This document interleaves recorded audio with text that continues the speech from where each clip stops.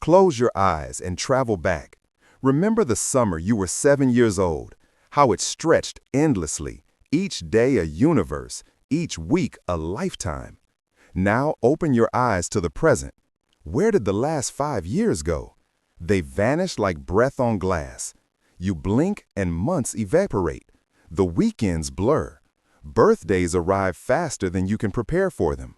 You are not imagining this. Science now confirms what every aging person feels in their bones. Time is speeding up. And the reason why will change how you see your life. The ancient Greeks knew this terror. Philosophers from Heraclitus to Seneca wrestled with time's cruelty, how it seems to crawl in youth and sprint toward the grave as we age. Seneca, writing in the 1st century, observed that people waste their lives as if they had an infinite supply of days, only to realize far too late that the years have run through their fingers like sand. He called it the great illusion. We believe time is abundant until suddenly, shockingly, it is not. Medieval scholars debated whether time was an objective river or a subjective experience, shaped by the mind. But they lacked the tools to prove what they suspected, that time itself bends under the weight of human consciousness. In 2019, neuroscientists at Duke University made a breakthrough. They discovered that as the brain ages, it processes information more slowly. This isn't about reaction time or memory. It's about the rate at which your brain forms distinct moments. When you're young, your neural circuits fire rapidly, encoding thousands of unique experiences. Every sensation feels sharp, new, unforgettable. But as you age, the brain's processing speed declines. Fewer new impressions are recorded per unit of clock time. Days become repetitive, weeks blend together. And because your sense of time is built from the number of distinct memories you form, fewer memories mean time feels compressed, rushing forward, slipping away. In 2023, researchers at the Max Planck Institute refined this further. They studied how dopamine, the neurochemical tied to novelty and reward, drops steadily after age 25. Dopamine doesn't just make you feel good, it marks moments as significant. It tells your brain, remember this. As dopamine fades, so does the richness of experience. You stop noticing. The drive to work becomes automatic. Dinner becomes routine. The brain, efficient and ruthless, stops recording what it considers redundant. And so the weeks vanish, unremarked and unmourned. By 2025, scientists had confirmed something even more unsettling.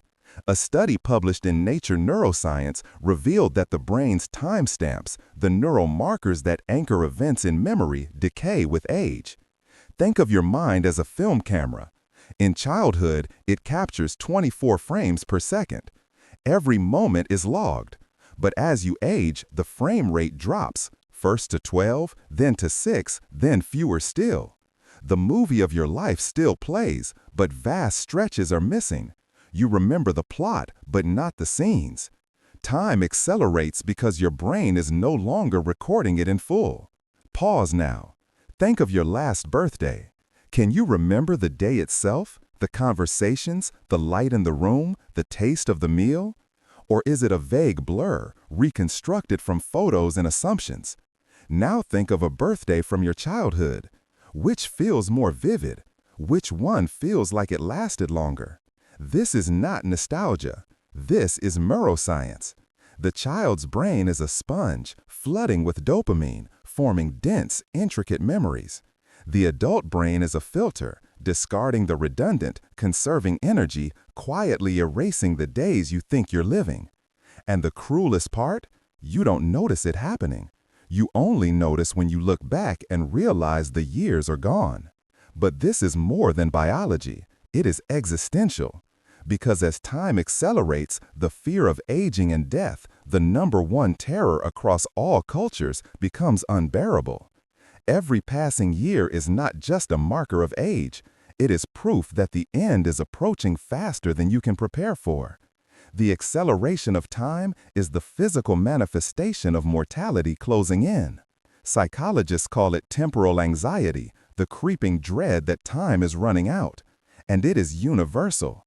Whether you are 25 or 75, the sensation is the same.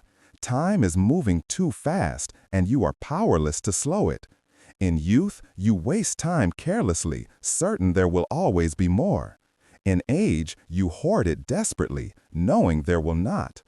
And yet, paradoxically, the faster time seems to move, the less of it you actually experience. So the question becomes, if time speeds as we age, are we truly living longer lives, or are we simply enduring a cruel illusion, where decades collapse into moments and the richness of existence fades into a monotone hum? The answer lies deeper than you think, and it will force you to reconsider everything you thought you knew about how to live. In 1890, French philosopher Paul Janet proposed a theory that would haunt psychology for over a century. He called it proportional time. The idea was simple, brutal, and impossible to shake. A year feels shorter as you age because it represents a smaller fraction of your total life. At age 10, 1 year is 10% of everything you've ever known. At age 50, it's only 2%. Time doesn't speed up, your perspective shrinks. Each year becomes a thinner slice of an ever-expanding whole, and so it rushes past, weightless and forgettable. For decades, this was accepted as fact. But in 2005, neuroscientist David Eagleman challenged it. He conducted experiments where subjects were dropped from great heights while wearing devices that measured their perception of time. In moments of intense fear and novelty, time seemed to slow dramatically. Eagleman concluded that time perception isn't about mathematics, it's about memory density.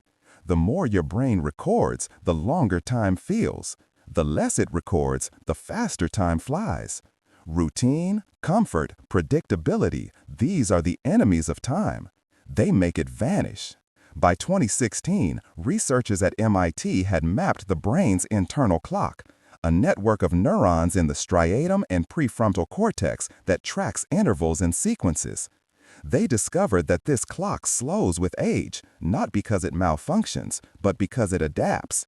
The brain, flooded with decades of experience, begins to predict rather than record.